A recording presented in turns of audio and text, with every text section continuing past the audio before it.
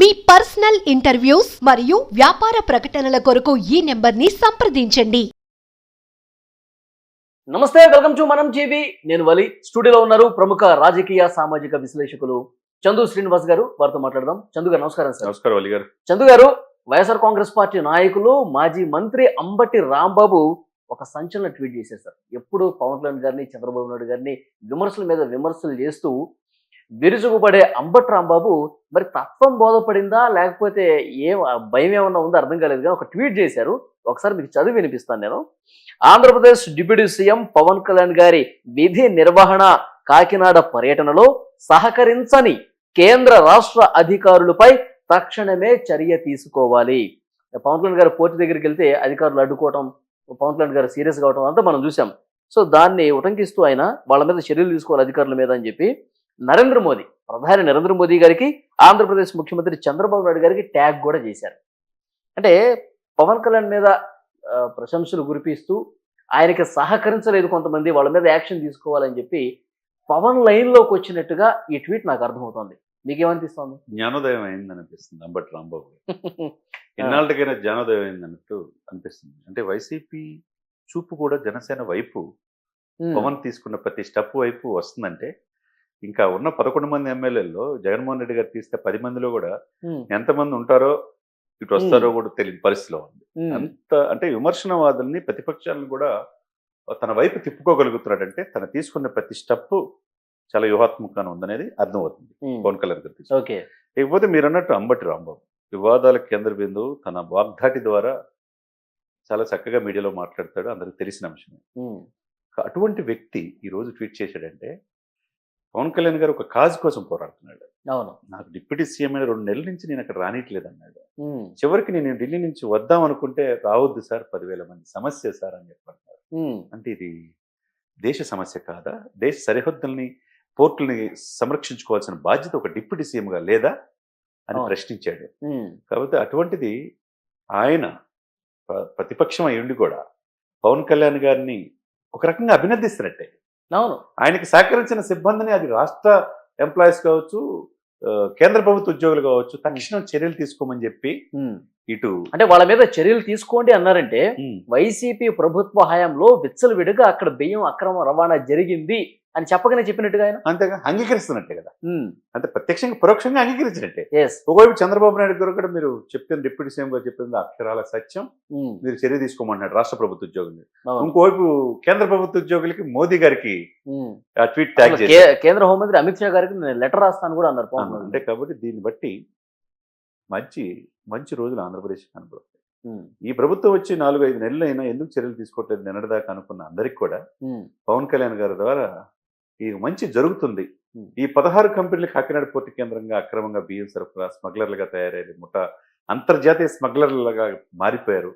వీళ్ళ కోకట వేలతో పెకిలించేయాలని కృతనిశ్చయంతో పవన్ కళ్యాణ్ గారు సార్ అక్రమార్కుల గుండెల్లో నిద్రపోతున్నారు.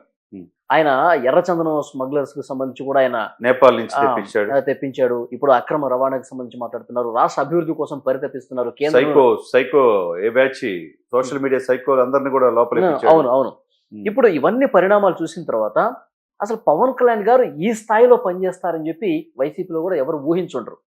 ఇక మనం జగన్మోహన్ రెడ్డి గారిని వదిలేసి ఈ కూటమి లైన్లోనే వెళ్ళిపోదాం అన్న ఒక ఆలోచన ఏమైనా ఉందా? ఈ ట్వీట్ అట్లా అర్థం చేసుకోవాలా? మేబీ అదే అనిపిస్తుంది. నేను అన్నాను కదా ఇందాక, జగన్మోహన్ రెడ్డి గారు కాకుండా మిగతా 10 మంది ఎమ్మెల్యేలు ఉన్నారు. ఈ 10 మందికి భవిష్యత్తు, రాజకీయ భవిష్యత్తు సార్. ఈ 10 మంది ఆయన జగన్ తో ఉంటారా ఉండరా అది వేరే విషయం. సీనియర్లుగా ఉన్నవాళ్ళు, మంత్రులుగా పనిచేసిన వాళ్ళు, బొత్స సత్యనారాయణ లాంటి మన పవన్ కళ్యాణ్ గారు కనిపిస్తే ఆయన పవన్ కళ్యాణ్ గారు మరింత హుందాగా ఆయన ఎదురెళ్ళి మరి నమస్కారం పెట్టి హక్ చేసుకున్నారు. అప్పుడే ఆయన అనిపించింది బొత్స గారు కూడా ఈ లైన్ లోకి వచ్చేస్తున్నట్టు. కాబట్టి ఇది మాత్రం మీరు అన్నది ఆలోచించాల్సిన అంశం. ప్రతి ఒక్కళ్ళు రాజకీయ భవిష్యత్తు మంచిగా ఉండాలంటే స్వార్థం లేకుండా ప్రజల కోసం సేవ చేయాలనే ఆలోచన ఉండే వాళ్ళందరూ కూడా పవన్ వైపు చూస్తారు. ఎందుకంటే ఆయన స్వార్థం లేదు కదా, రూపాయి సంపాదించాలని ఆశ లేదు. ఇప్పుడు అన్ని పార్టీలు తలోపాపు తిలపిడికి అన్నట్టుగా అన్ని పార్టీలు సహకరించబట్టే కదా కాకినాడ పోర్టు కేంద్రంగా విపరీతమైన స్మగ్లింగ్ జరుగుతుంది. లేకపోతే ఇది ఎట్లా ఉంటుంది చెప్పండి. కాబట్టి ఈయన ప్రశ్నించాడు అంటే ఈయనలో ఇటువంటి వ్యక్తి నాయకత్వంలో మనం పనిచేయాలన్న భావన కూడా చాలా మంది వైసీపీ నాయకులు కూడా కలుగుద్ది.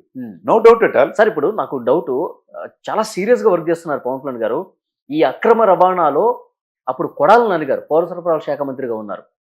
ఆయన, ద్వారంపూడి చంద్రశేఖర్ రెడ్డి వీళ్ళిద్దరూ కుమ్మక్కైపోయి వేల కోట్లు తమ జేబుల్లో బొక్కేసుకున్నారని చెప్పి ఒక వార్త అయితే ఉంది. ఏమంటారు? చర్యలు ఆ రకంగా ఉంటాయా? ఆ తర్వాత కారుమూరి కూడా వచ్చాడుగా సివిల్ సప్లై. అవును, అవును. సరే, ఎవరైనా సార్ దీని వెనక ఎవరున్నా కానీ ఆ 16 కంపెనీల చరిత్ర తెలియాలి. అరవిందో పాత్ర ఏది దీంట్లో? కేవీ రావు కాడి నుంచి అరవిందో ఎందుకు బలవంతంగా లాక్కున్నాడు? ఎవరు ఈ పవన్ ఆదిత్య? ఎవరు CEO అంట? ఆ తర్వాత మానస కంపెనీ. మానస కంపెనీ ఏంటి? మానస కంపెనీ అనేది వీరభద్రారెడ్డిది. వీరభద్రారెడ్డి ఇదంతా ఆట ఆడిస్తున్నాడు. దీని వెనక పాత్రలు, పాత్రధారులు తెలియాల్సిన అవసరం ఉన్నది. గతంలో ఈ ప్రభుత్వానికి అంటగాగిన అధికారులు కావచ్చు, మంత్రులు కావచ్చు, అప్పుడు సివిల్ సప్లై అధికారులు కావచ్చు, డెఫినెట్గా శిక్షించాల్సిందే. వాళ్ళని ఇమ్మీడియట్గా అరెస్ట్ చేసి జైలుకి పంపించాల్సిన బాధ్యత ఈ కూటమికి ఉంది.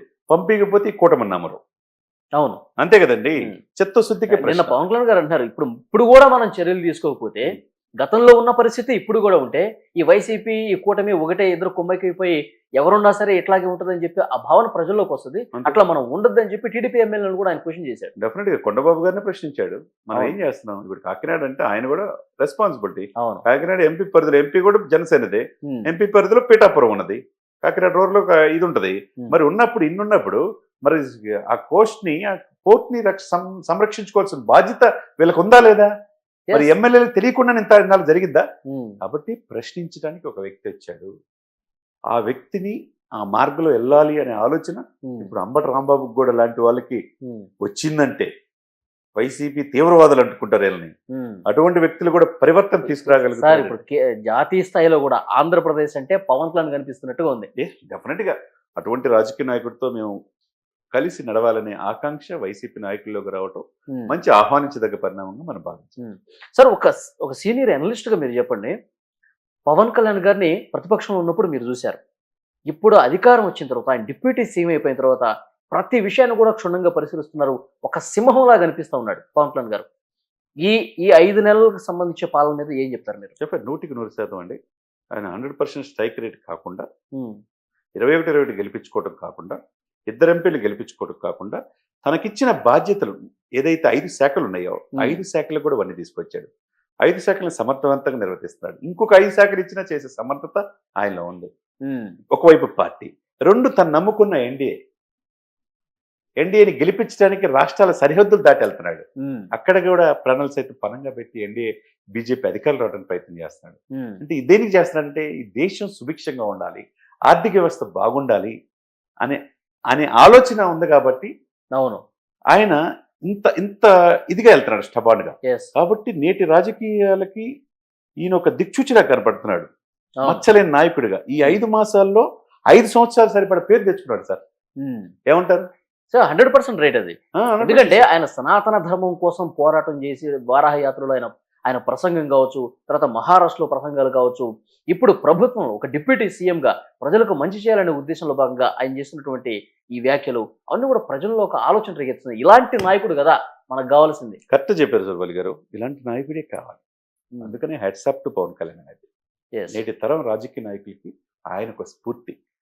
ఏదో 10 కోట్లు 10 కోట్లు ఖర్చు పెట్టాము ఎలక్షన్లో, 100 కోట్లు ఎలా సంపాదించుకోవాలి అని ఈ రోజుల్లో ప్రజల కోసం ఎదురు చేయాలా, ఈ దేశాన్ని రక్షించుకోవాలా, ఈ అక్రమార్కులు భరతం పట్టాలి అనే ఆలోచన ఏదైతే పవన్లో ఉందో అది గొప్పతనం. సార్, ఇంకొకటి, కేంద్రం చాలా సీరియస్ గా ఇప్పుడు వర్కౌట్ చేసే అవకాశం ఉందా? పవన్ కళ్యాణ్ గారు అక్కడికి వెళ్తే అధికారులు అడ్డుకున్నారు. సో దీని మీద, ఎందుకంటే అక్కడ సెంట్రల్ ఫోర్సెస్ ఎక్కువ ఉంటాయి, సెంట్రల్ పర్యవేక్షణ ఎక్కువ ఉంటుంది కాబట్టి నెక్స్ట్ ఏం జరగబోతుంది అక్కడ? డెఫినెట్గా అండి, అక్కడ సెక్యూరిటీ పెంచాలి. పోస్టల్ గార్డ్ సిబ్బందిని సమర్థవంతమైనని అక్కడ వేయాల్సిన అవసరం ఉంది. ఎవడైనా ఎంతటోడైనా కానీ చెక్ చేసి పర్మిషన్ ఉందా లేదనేది పంపించాలి. ఈ యొక్క స్మగ్లింగ్ని అడ్డుకోవాలి. తర్వాత పోలీస్ యంత్రాంగం కూడా సమర్థవంతం వేయాలి. ఆ 16 సిబ్బంది సరిపోరు. తర్వాత ఆర్మీ, నేవీ, ఎయిర్ ఫోర్సు, ఈ నేవల్ బేస్ అనేది కాకినాడ కేంద్రంలో ఎందుకు దశాబ్దాలు జరుగుతుందనేది తీవ్రమైన చర్చ. ఇప్పుడు ఈ రోజు అక్రమంగా బియ్యమే, రేపు గంజాయి ఇక్కడి నుంచి ఇతర దేశాలకు వెళ్తే అక్కడ యువత కూడా చెడిపోయిందిగా. అక్కడి నుంచి RDX లాంటి మారణాయుధాలు వస్తే మన దేశంలో కూడా అశాంతే కదా. కసబ్బు లాంటి వాళ్ళు తయారవుతారు కదా, కాల్చి వెళ్ళిపోతారు కదా. మరి దేశం భద్రత సమస్య కదా. మొన్న హెరాయిన్ వచ్చింది కదా సార్, వైసీపీ గవర్నమెంట్ లో వచ్చింది. విజయవాడ అడ్రస్ ఒకటి వచ్చింది, విశాఖ పోర్ట్లో వచ్చింది. కాబట్టి ఎన్ని అడ్డుకట్టేయాలంటే సేఫ్టీ మెజర్స్ పర్ఫెక్ట్ గా పాటించాలి. అవును, కేంద్ర ప్రభుత్వం దీని మీద దృష్టి పెట్టాలా. పోర్టులన్నీ తమ ఆధీనం ప్రైవేట్ పరం కాకుండా తమ ఆధీనంలో తీసుకొని ఆ బాధ్యత కేంద్ర ప్రభుత్వమే తీసుకోవాల్సిన బాధ్యత 100%. Yes, thank you very much sir. చూద్దాం, అంతా మంచి జరగాలని కోరుకుందాం. Thank you.